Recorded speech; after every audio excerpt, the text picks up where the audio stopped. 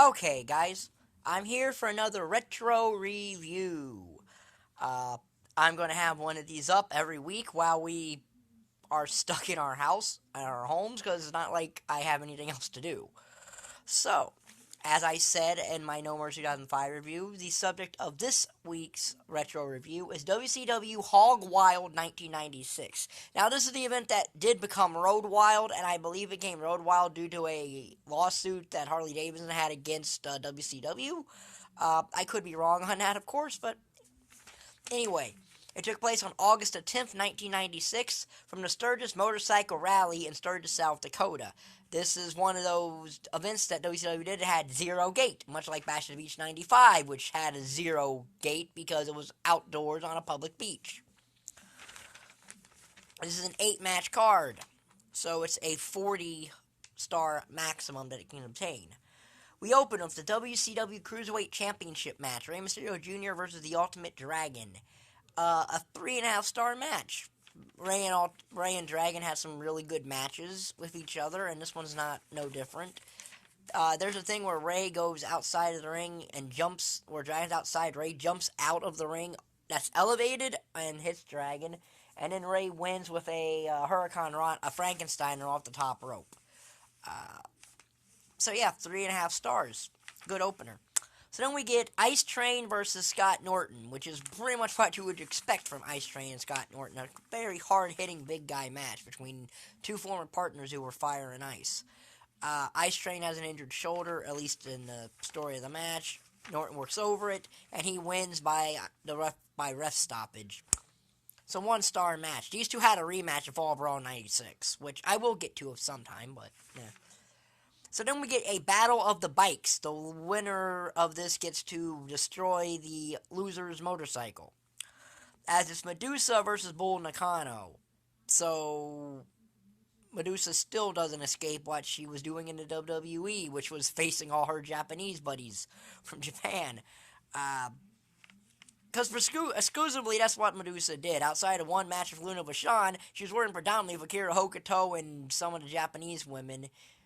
In the year and a half, they bothered making her a wrestler in WCW because most of the time they did nothing else with her after June of 1997. Uh, this is an okay match. I think I think their match at SummerSlam 94 is actually better, but it's a finish is there's a back suplex that Budonkano does. Medusa gets her shoulder up, and Budonkano's shoulders are down, or something like that. And Medusa gets the win, although it's very hard to tell if that's what happened. Yeah, it's a 1.5-star match. So then we get Chris Benoit versus Dean Malenko in the best match on. Here goes through 2 overtime periods because it had a 15-minute time limit, and they added 2 5-minute time. They added 2 5-minute overtime periods there, and eventually a woman interferes and allows Benoit to win the match. Yeah, 4 stars. WCW World Tag Team Championship match is next, as it's Harlem Heat versus the Steiner brothers. 2.5-star tag match. A basic formulaic tag match. There's the finish of the match is Colonel Parker goes to throw some powder in Scott's face, but Scott ducks, and Parker hits Booker T. Sherri hits Scott with powder, and then Parker breaks his cane over Scott's back, and then Booker T pins Scott and gets the win. Okay match, formulaic tag match, 2.5 stars. So then we get the WCW United States Championship match. Ric Flair versus Eddie Guerrero. Really good match here, 3 stars. Even though I think they maybe had a better match in 2002 at the King of the Ring. But, this is an okay little match here. The finish in this match is Ric Flair's got Eddie in the figure 4, and he's grabbing the ropes, and woman's helping her. And then the ref doesn't see that, and he counts Eddie down in a pin, which is a spot that doesn't happen a lot in wrestling. Prior to watching this, I think the last time I know that Ric Flair won a match by the figure 4 by a pinfall was against Randy Savage in 92 on a Saturday Night's Main Event or something, when he won back the WWE Championship after SummerSlam. I think that would be the reign that he will lose to Bret Hart in. So yeah, 3 stars. So when we get to 2 top matches on this show. Next match, Sting and Lex Luger versus the Outsiders. Really good tag match here. It's a formulaic tag match, but it's a really solid tag match. The finish, of course, is Luger's getting ready to do the torture rack on Hall, but Hall accidentally hits Nick Patrick, and then Nick Patrick stumbles into Lex Luger, hits his knee, and then seemingly fast counts Luger, giving Outsiders the win. This, of course, was the start of Nick Patrick joining the NWO,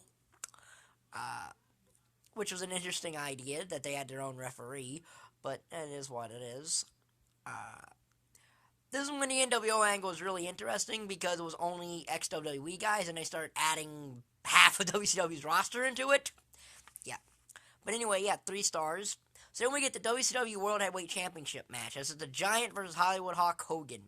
2.5-star match here. Giant hawks up on Hawk Hogan. His one with the big foot goes for the choke slam. The Outsiders come in. They get choke slams. Hogan hits Giant with the title belt and wins the match.